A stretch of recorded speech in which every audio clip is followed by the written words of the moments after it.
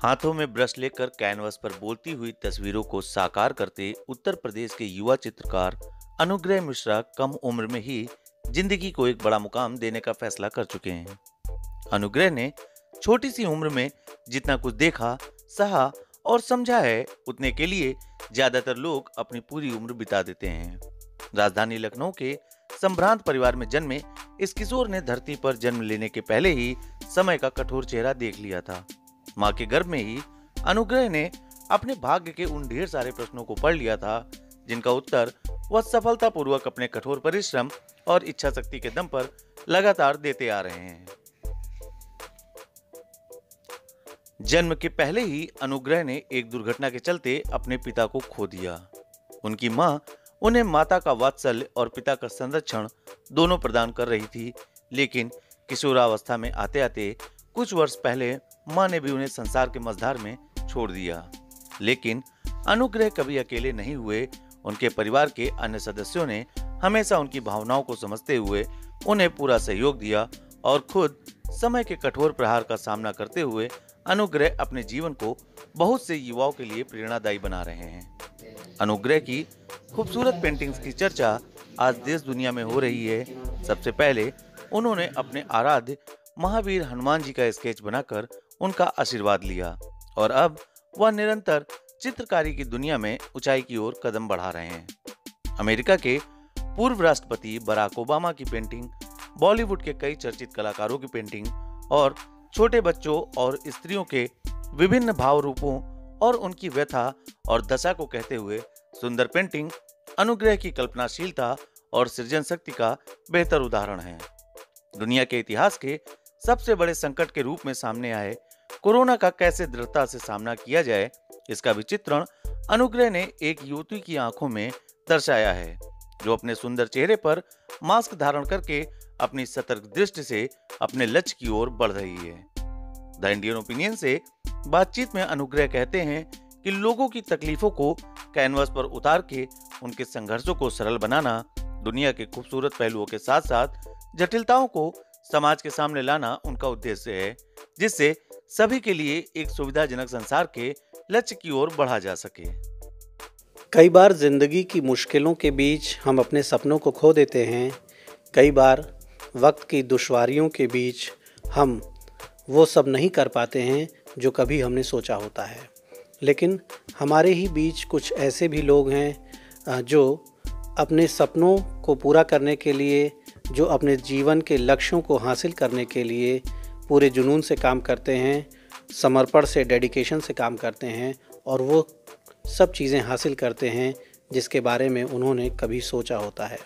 हमारे साथ ऐसे ही एक होनहार नौजवान मौजूद हैं और इनसे हम आपकी मुलाकात कराएंगे। ये देश के उभरते हुए चित्रकार हैं और हम चाहेंगे कि किस तरह से ज़िंदगी की मुश्किलों के बीच ये अपनी सफलता के रास्तों को तय कर रहे हैं, ये हमारे दर्शक, हमारे नौजवान साथी इसको जानें और समझें। अनुग्रह, बहुत बहुत स्वागत है आपका इंडियन ओपिनियन पे। और हम सबसे पहले चाहेंगे कि आप अपने बारे में लोगों को बताएं और शुरुआती ज़िंदगी में जो चैलेंजेस आपने फेस किए और किस तरह से उनको ओवरकम किया, उन चुनौतियों का आप किस तरह से सामना कर रहे हैं और अब क्या पैशन है आपकी लाइफ का, क्या लक्ष्य है आपके जीवन का। एक्चुअली मेरा नाम पहली बात तो अनुग्रह मिश्रा है। मैं 21 साल का हूँ। मैं लखनऊ से हूँ और मैंने एजुकेशन अपने बोर्डिंग स्कूल से की है 10th तक, एंड 10th के बाद मैंने लखनऊ से ही एजुकेशन की है। लेकिन 10th के बाद ही मैंने डिसाइड किया था कि मुझे आर्टिस्ट बनना है लाइफ में। बट ये एक सोसाइटी का कह सकते हैं होता है इंडिया में कि लोग चलिए एग्री नहीं करते हैं हमारे आर्ट के फील्ड हो कि आर्टिस्ट बनने जा रहा है, क्या करेगा, कैसे करेगा। सो मेरे पेरेंट्स भी एग्री नहीं कर रहे थे स्टार्टिंग में, एंड देन मैंने उनको कन्विंस किया। मैंने 6 मंथ्स के लिए आईटी कोचिंग की, लेकिन मेरा वहाँ जब मन नहीं लगा दिल्ली में, देन मैं वापस आ गया और फिर मैंने अपने आर्टिस्ट करियर के लिए मैंने तैयारियाँ शुरू कर दी। फिर मैंने एजुकेशन कंप्लीट की 12th की, जिसमें भी थोड़ा सा प्रॉब्लम्स आई, और उसके बाद मैंने फाउंडेशन कोर्स किया मुंबई से अभी हाल ही में, जिसमें मैं अच्छे मार्क्स से एंड अच्छे स्कोर से मैंने अपने आप को प्रेजेंट किया वहाँ पे। अब मैं आगे अपने बैचलर ऑफ फाइन आर्ट्स के लिए तैयारियाँ कर रहा हूँ। बैचलर ऑफ फाइन आर्ट्स के लिए आप बाहर जाना चाहते हैं। अपने देश में क्या ऐसी सुविधाएं, ऐसे इंस्टीट्यूट्स नहीं हैं जो इस क्षेत्र में जो नौजवान काम कर रहे हैं उन्हें प्रमोट करें, उन्हें अच्छी ट्रेनिंग, अच्छी क्वालिफ़िकेशन वहाँ से मिल सके? एक्चुअली ऐसा है भी, नहीं भी कह सकते हैं, लेकिन मैं ऐसा नहीं कहूँगा कि है नहीं ऐसा, क्योंकि लोग कर भी रहे हैं काम और आज आगे भी बढ़ते हैं, अच्छा काम भी करते हैं। लेकिन मुझे पर्सनली मुझे लगा कि मुझे वहाँ पे ज़्यादा मुझे अच्छी फैसिलिटीज़ एंड अपॉर्चुनिटीज़ मिल रही हैं जो कि मेरे को आगे फर्दर एक्सीड करने में काम आएंगी। तो मुझे लगता है कि दोनों बराबर ही हैं, लेकिन अब्रॉड बढ़ना और वहाँ पे एजुकेशन कंप्लीट करना आई थिंक सो ज़्यादा मेरे लिए पर्सनली हेल्पफुल होगा। ये अच्छी बात है और ये ज़रूरी भी है कि हम अपने दायरों से बाहर निकलकर काम करने की कोशिश करें। अपने देश में जो चीज़ें हैं उसे भी देखें, समझें, और दुनिया में जो चीज़ें हैं उसका भी अनुभव करें। वहाँ से भी कुछ नई चीज़ें अगर सीखने का मौका मिलता है तो बहुत अच्छी बात होती है। आप अब कहाँ जाना चाह रहे हैं और वहाँ पर जो आपका मॉड्यूल है, इसका जो कोर्स है आपका, वो किस तरह का है? क्योंकि और जो स्टूडेंट्स हैं फाइन आर्ट्स में, और एक अलग तरह की ये फील्ड है, एक अलग दुनिया है ये, और निश्चित तौर पर जब आप इसको एक कैरियर के रूप में अपनाते हैं तो काफ़ी चुनौतीपूर्ण होता है। तो आप किस इंस्टीट्यूट में आप जाना चाह रहे हैं और किस तरह की वहाँ पर आपको ऐसी सुविधाएं वहाँ मिलने वाली हैं जो आपको पता चला, जिसकी वजह से आप आकर्षित हुए? बेसिकली मैंने अभी लंदन के लिए फॉर्म भरा है एंड उसमें अप्लाई भी किया है, तो एक्चुअली हो गया है। एक्चुअली एक का ऑफ़र लेटर भी आ चुका है, लेकिन ऐसा नहीं है कि इंडिया में भी नहीं है वैसे अपॉर्चुनिटीज़, लेकिन वहाँ पे बेसिकली प्रैक्टिकली ओरिएंटेड ज़्यादा है और थ्योरेटिकली ज़्यादा कम देखते हैं वहाँ पे, and which is I think so हमारे फाइन आर्ट्स में ज़्यादा इंपॉर्टेंट है प्रैक्टिकल होना। सो इंडिया में भी है, लेकिन इंडिया में बच्चे जो हैं ज़्यादा थ्योरी में फंस जाते हैं and they study a lot but they don't focus on their practical work a lot. So उस वजह से उनकी फाइन आर्ट्स में, उनकी स्किल्स में कहीं ना कहीं इफेक्ट हो जाता है मुझे और यहाँ इंडिया में अपॉर्चुनिटीज़ कहीं ना कहीं ये जो कॉलेजेस हैं जिसमें प्लेसमेंट सेल्स नहीं होते हैं, वहाँ पे अब प्लेसमेंट सेल्स होते हैं फाइन आर्ट्स में भी एंड ऑब्वियसली अदर कोर्सेज में भी। तो मुझे लगता है वहाँ ज़्यादा बेनिफिशियल रहता है इंडिया के मुताबिक इस फील्ड में। बाकी फील्ड्स में इंडिया है ही अच्छा। ज़्यादातर जो लोग आपकी फील्ड में हैं, जो बड़े बड़े नाम हैं, अक्सर ये देखा जाता है कि वो किसी पर्टिकुलर थीम को या हम कह सकते हैं कि आसान भाषा में किसी विचारधारा को फॉलो करते हैं, और हर पेंटिंग, हर चित्रकारी एक संदेश देती है, एक मैसेज देती है। आपने काफ़ी वैरायटी पे काम किया है और आपने कुछ फिल्म स्टार्स की भी चित्र बनाए हैं, आपने धार्मिक पेंटिंग्स भी बनाई हैं, महिलाओं पर भी आपने अच्छा काम किया है। और एक पेंटिंग आपकी बड़ी खूबसूरत हम लोग देख रहे थे जिसमें एक महिला कुछ एक्सप्रेस कर रही है।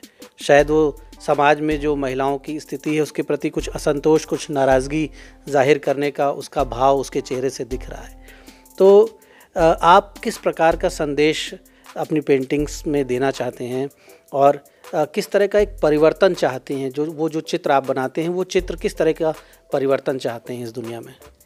एक्चुअली मैं सिंपल शब्दों में कहूँगा, मैं पॉजिटिविटी स्प्रेड करना चाहता हूँ अपने देश में और दुनिया में अपनी पेंटिंग्स के थ्रू। मैं ज़्यादा उसको बड़ा चाह के नहीं कह पाऊँगा क्योंकि मुझे भी अभी ज़्यादा एक्सपीरियंस नहीं है चीज़ों का, अपनी पेंटिंग का भी नहीं है इतना, क्योंकि मुझसे अच्छे लोग रहते हैं, करते हैं एंड 12 13 साल का उनका एक्सपीरियंस है। लेकिन मैं बस इतना कोशिश करता हूँ कि मैं पॉजिटिविटी अपनी पेंटिंग्स के थ्रू ज़रूर, और जब कोई देखे उस पेंटिंग को तो खुश हो जाए। लगभग कितने साल हो गए आपको इस तरह के पेंटिंग्स बनाते हुए? सर 3 इयर्स हो गए हैं मुझे करते हुए, एंड अब मेरा जा रहा हूँ मैं बाहर, तो उसके बाद मैं और एक्सपीरियंस गेन करूँगा और अच्छे से काम करूँगा। अच्छा, हमारे देश के जो नौजवान हैं वो आमतौर पर नौकरियों के पीछे भागते हैं, या कुछ लोग हिम्मत करते हैं तो बिज़नेस के एरिया में जाना चाहते हैं, और इस तरह से एक आर्ट को अपना करियर बनाना आपको नहीं लगता रिस्की है थोड़ा सा?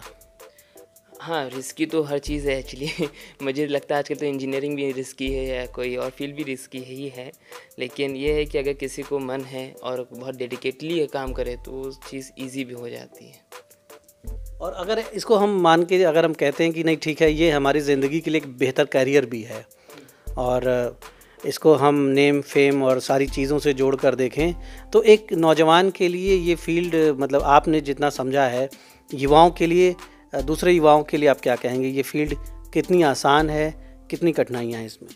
फील्ड तो आसान नहीं है पहले लगता था, जब स्टार्टिंग में लगता था कि बनाना ही तो है, लेकिन ऐसा नहीं होता है। कई चीज़ें होती हैं जो हमें बाद में उसके अंदर जाने के बाद पता चलती हैं कि कितने टेक्निक्स हैं, स्किल्स हैं, एंड कंपटीशन लेवल भी बहुत है, जो कि हम लोग ज़्यादा अवेयर नहीं है अभी। लेकिन जब हम सोशल मीडिया में जाएं तो वहाँ देखते कितने कंपटीशन लेवल हाई है। लेकिन हाँ, ये है कि इस फील्ड में काम भी करने बहुत ज़्यादा है, मतलब काम जितना ज़्यादा करेंगे उतना अच्छा आपका हाथ बनेगा और उस हिसाब से आपकी पेंटिंग्स भी इम्प्रूव होंगी। तो मुझे लगता है आसान तो नहीं है, लेकिन इस पर काम बहुत करना है। एंड जो भी इस फील्ड में जा रहे हैं बच्चे लोग, जब जाएँ मेरे बाद आने के बाद या मेरे से पहले हैं इस फील्ड में, वो जो हैं मेरे से पहले, उनको पता है कि इसमें बहुत काम है। लेकिन जो नहीं है उनको मैं बता दूंगा, लेकिन कि बहुत काम करना होता है एंड बहुत डेडिकेटली काम करना होता है। You have to focus on the things which you are doing right now, and paintings में कोई कॉम्प्रोमाइज़ नहीं करना होता है। फिर कई बार ये देखा जाता है कि कुछ लोग शॉर्टकट्स के लिए डिस्प्यूटेड सब्जेक्ट्स पे काम करते हैं या कुछ ऐसी पेंटिंग्स बनाते हैं। अलग अलग फील्ड के आर्टिस्ट अक्सर उस तरह के टैक्टिक्स यूज़ करते हैं। कई बार आपने सुना होगा कि किसी को हर्ट करने वाला कुछ कर दिया, जिससे हल्ला हो गया, मीडिया में शोर मच गया और कुछ लोग नाराज़ हुए, कुछ लोग खुश भी हुए। तो एक नेगेटिव पब्लिसिटी या कह लें एक पब्लिसिटी स्टंट, इस तरह की चीज़ें भी हैं। और आर्ट के फील्ड में कला के जितने क्षेत्र हैं वहाँ पर ये चीज़ें ज़्यादा हैं, क्योंकि वहाँ स्टैब्लिश होने में बड़ा टाइम लगता है, बड़ी मेहनत लगती है। तो आपके अपने मूल्य क्या हैं, अपने वैल्यूज़, सिद्धांत क्या हैं इस क्षेत्र में, जिनको आप जब भी आप ब्रश उठाते हैं उन्हें मन में रखते हैं? बेसिकली जब भी मैं काम करना स्टार्ट करता हूँ, जब ब्रश उठाता हूँ अपने हाथ में, तब मैं ये नहीं सोचता कि मेरा क्या फेम होगा, क्या नहीं होगा, क्या कैसे होगा। बस मुझे इतना पता है वो जो पेंटिंग मैं बना रहा हूँ उसमें मन से बनाओ और उसको एकदम डेडिकेटली बनाओ। मुझे लगता है जो असली आर्टिस्ट हैं उनके नेम फेम एक नाम ही है एक तरीके से। वो तो जब वो अपना क्राफ्ट वर्क, आर्ट वर्क इतना अच्छा कर लेते हैं तो उनको ऑटोमेटिकली मिल जाता है। लेकिन उनका जो मेन कोर होता है उनकी आर्ट, अगर वो उनकी आर्ट अच्छी नहीं करते हैं तो उनको नेम फेम कितना भी अच्छा हो वो सेटिस्फाइड नहीं हो सकते कभी अपनी लाइफ में। जो मैंने भी कई बार फील किया है, जब मेरा काम अच्छा नहीं हुआ है लेकिन लोगों को बहुत पसंद आई है पेंटिंग्स, तो मुझे खुद वो सेटिस्फैक्शन नहीं आई है कभी। तो मुझे लगता है कि एक आर्टिस्ट के लिए, एक ट्रू आर्टिस्ट के लिए नेम फेम एक just like an other subject, but उसके लिए मेन उसके लिए आर्ट वर्क है। और अगर जब तो वो अच्छी नहीं है तो उसके लिए सेटिस्फैक्शन नहीं है। जब ये फ़ैसला आपने लिया अपनी लाइफ में, तो कौन से वो कलाकार थे जिनका काम आपने कभी देखा जिससे आप बहुत प्रभावित हुए और फिर आपने फ़ैसला किया कि आपको इस क्षेत्र में, चित्रकारी के क्षेत्र में आपको बढ़ना है आगे? मैंने जब इस फील्ड में नया नया आया तब मैंने राजा रवि वर्मा जी के मैंने उनका बहुत देखा, और उनकी फेमस पेंटिंग शकुंतला देवी के ऊपर जो थी, शकुंतला जी, उनके ऊपर बहुत पेंटिंग्स उन्होंने बनाई हैं। एंड मुझे बहुत इंस्पायर किया उनकी the form of art work they he use. उन्होंने एक रियलिस्टिक फॉर्म स्टार्ट किया इंडिया में, जो कि पहले एक नहीं था इंडिया में उतना। एंड पैब्लो पिकासो फिर आते हैं वेस्टर्न कंट्री से, विंसेंट वैन गॉग हैं, ऐसे कई और आर्टिस्ट हैं जिनके मैंने काम बहुत देखा है, ऑब्जर्व किया और उनसे बहुत इंस्पिरेशन आई। लेकिन राजा रवि वर्मा मैंने पहले ऐसे थे जिनको मैंने देखा और समझा। अनुग्रह, आपने जैसा कि बताया कि बचपन में आपके जन्म के पहले ही आपके पिताजी इस दुनिया में नहीं रहे और कुछ दिनों पहले आपकी माताजी का भी निधन हो गया। तो ये सब कैसे हुआ और ये जो शुरुआती मुश्किलें आई जीवन में, उसने कहाँ तक आपको प्रभावित किया? और जब ये आपने इतना बड़ा लक्ष्य अपने सामने, इतना बड़ा टारगेट रखा है, तो ये जो मुश्किलें हैं इनका क्या असर पड़ा? एक्चुअली मैं सच बताऊँ तो जब मेरे पापा का हुआ, मैं तो बहुत पैदा भी नहीं हुआ था, तो उसका तो उतना असर नहीं हुआ मुझ पे। लेकिन जब मम्मी की डेथ हुई तो वो हाँ, उसका इम्पैक्ट बढ़ा और डर लगने लगा एक अलग सा कि एक इनसिक्योरिटी आ जाती है कि हाँ अब मैं कैसे क्या करूँगा, कौन होगा, कैसे होगा। एंड उस समय तक तो नहीं इतना लगता था जब तक मेरी मम्मी थी, लेकिन जब मम्मी चली गई तो उसके बाद तो लगने लगा। लेकिन मैंने भी उस चीज़ से फिर ओवरकम किया, क्योंकि ये लाइफ का पार्ट है, ये ट्रुथ है तो उसको एक्सेप्ट किया और मैंने देखा मेरे आसपास के लोग बहुत सपोर्टिव हैं। आप मिले, फिर से कई लोग मिले जो बहुत सपोर्ट किया उन्होंने मेरे आर्ट की फील्ड में, और मैंने भी खुद को बहुत आगे प्रोग्रेस करने की कोशिश की। मैंने अपने काम में दिमाग लगाना स्टार्ट किया और धीमे धीमे करके मैंने उस चीज़ को ओवरकम कर लिया। लेकिन हाँ, इफ़ेक्ट्स होते हैं, कुछ इफ़ेक्ट्स होते हैं इन सब चीज़ों का, लेकिन मेरा मानना है कि लाइफ का यही ट्रूथ है, उसको एक्सेप्ट करें। इस पर कोई कमेंट मैं ज़्यादा नहीं कर सकता। लेकिन अच्छा, आपकी एज अभी काफ़ी कम है और आपने बताया कि 3 साल पहले से आपने पेंटिंग्स बनाना शुरू किया लगभग। हाँ, 3 इयर्स पहले से बनाया। तो कम उम्र में इस तरफ बढ़ना और एक बड़ा फ़ैसला लेना, और तो ये इन चीज़ों में किसने हेल्प किया आपको? ये जब फ़ैसला आपने फैमिली के सामने, घर वालों के सामने शेयर किया कि आप इस दिशा में जाना चाहते हैं, तो किस तरह के रिएक्शंस मिले? कुछ लोगों ने समझाया होगा, रोका होगा, कुछ लोगों ने सपोर्ट भी किया होगा। तो इसमें तो बहुत लोगों का रोल रहा है एक्चुअली मेरे दोस्तों का बहुत बड़ा रोल रहा है। एंड मेरे मामा एक हैं, मेरे प्रफुल्ल त्रिपाठी जी, उन्होंने मुझे बहुत सपोर्ट दिया। मेरे कुछ मौसीज़ ने मुझे बहुत सपोर्ट दिया। लेकिन धीमे धीमे लेकिन सबका एक कहीं ना कहीं अपना रोल रहा, एंड स्लोली ग्रेजुअली सब सेटल डाउन हो गया। तो हमारी बहुत शुभकामनाएं हैं अनुग्रह के लिए, और आप आगे बढ़ें, तरक्की करें और पूरी दुनिया में नाम कमाएं। निश्चित तौर पर जो एक मुश्किल भरे रास्ते होते हैं किसी नौजवान के लिए, जब वो अपने कैरियर को एक दिशा देने के बारे में सोचता है, बहुत से सवाल होते हैं उसके सामने, लेकिन उन सारे सवालों का जवाब आपकी मेहनत में होता है, आपके समर्पण में होता है। और अनुग्रह ने निश्चित तौर पर एक अच्छा रास्ता चुना है, और वो इस बात के लिए कॉन्फिडेंट हैं कि जो भी लक्ष्य उन्होंने निर्धारित किए हैं उन्हें वो समय से हासिल करेंगे।